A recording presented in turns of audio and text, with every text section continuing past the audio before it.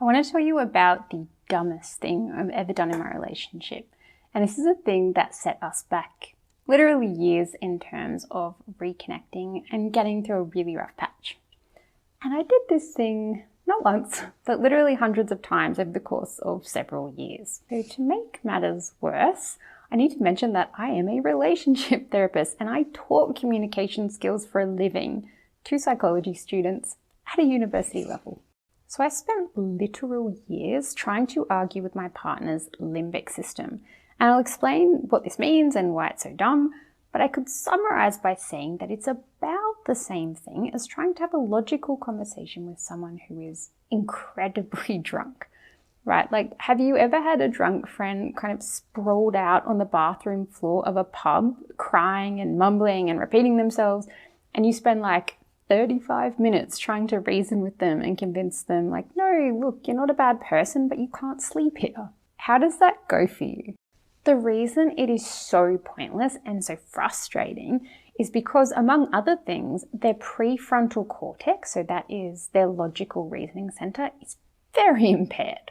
Similarly, when you try to argue with a partner who is very triggered, angry, upset, or defensive, you are no longer communicating with the area of the brain responsible for logical reasoning. So that is their prefrontal cortex, or the PFC. When someone's emotions are very heightened, you're actually communicating with a set of structures in the brain referred to as the limbic system. So we loosely refer to this as the fight or flight system. So let me explain why it is literally pointless to keep trying to explain your point of view to a limbic system. So where our PFC is designed to weigh up pros and cons, consider long-term consequences, and formulate complex logical strategies, which are going to help us thrive well into the future, the limbic system is designed just to make sure we don't die in the next 10 to 90 seconds. And the way it does that is by producing emotions which will motivate us to avoid things that are uncomfortable. Because uncomfortable things for our ancestors were often very dangerous things. And it also motivates us to seek out reward, including things that make us feel safer or less threatened right now in the moment, even if these things are bad for us or illogical in the long term. So you can think of your PFC as your adult brain. When it encounters a problem, it's able to consider the problem from multiple angles, reason logically about the problem, and delay immediate gratification in favor of something that's a little uncomfortable now, but will ultimately be better for us in the long run. You can think of the limbic system, on the other hand, as your toddler brain. When it encounters something uncomfortable or scary, it's going to cry, scream, and yell until it gets what it wants, right? It cannot be reasoned with. It will go round in circles repeating the same illogical shit over and over, just like our drunk friend on the bathroom floor of the pub, and it's completely unable to either respond to or even comprehend your logical counter-arguments. So when my partner was clearly in a very defensive mindset, already very upset and angry, I would just stubbornly steamroll ahead and keep trying to persuade him to agree with me. I'd lay out these really well-reasoned arguments, but that completely ignored the emotional context of why he was upset and why he was defensive. And then when he didn't seem to get it and he became more upset and more defensive, rather than kind of pausing to address what he was actually feeling, I just rephrased my argument in a different way and pushed full steam ahead, right? So the more I argued with a defensive person, the more heightened he became, the more active his limbic system was, the less able he was to hear me. But because he's then not acknowledging my arguments and he's so defensive, I'm pushing even harder to try and persuade him. So we're going round in circles. So we would never see a screaming toddler rolling around in the supermarket, repeating over and over and over that they absolutely do need to buy 40 packets of M&Ms, and then sit down next to them and start explaining the long-term health consequences of poorly controlled cholesterol, right?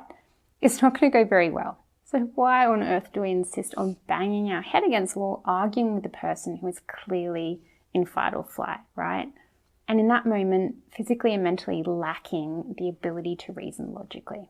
It almost always escalates the argument to that point that we end up wasting hours on it and we never actually solve anything. So we set ourselves up to have the exact same argument again in a week anyway, right? And we generally end up doing or saying things that either further damage the relationship or, let's be honest, our self-esteem. So one of the problems is that you have these super cool things called mirror neurons, which help you to detect danger in your environment before you even consciously notice it by triggering an emotional response in you when you notice one in somebody else. This means that even if you are initially calm during a conflict, it's going to be very easy for your own limbic system to take over when your brain begins to mirror their fight or flight response and see them as a threat. And so now we have two drunk toddlers having two simultaneous emotional meltdowns, both frantically repeating their very own emotion-driven needs and not at all listening to the other. And this is because both brains are hyper-focused on the immediate gratification of fight or flight responses in order to protect themselves. I am embarrassed to say that we took the let's argue like a pair of drunken toddlers approach for several years, and occasionally still fall back into that habit. So if you're also doing this, can you please drop me a comment and let us know that we are not alone? So what's the moral of the story here? No matter how right you are or how logical or justified your position is, it is pointless to try and reason with somebody's limbic system. It's literally incapable of comprehending what you're saying. So if you want to have a productive conversation where you actually listen to one another and particularly long enough to come up with a solution together, you have to wait until your PFCs are back online, right?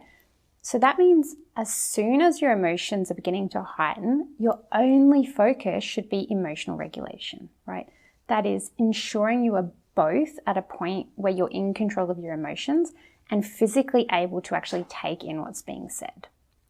You have to temporarily abandon trying to persuade one another and shift to regulating your emotions first. I know, sometimes they're just jerk-offs and it just feels really satisfying to tell them that. But it's not super effective in the long run. It's essentially the same as walking past somebody having an argument with a brick wall, right? And expecting the brick wall to listen. How ridiculous would that seem to an outsider? But that is us trying to argue with our partner's limbic systems.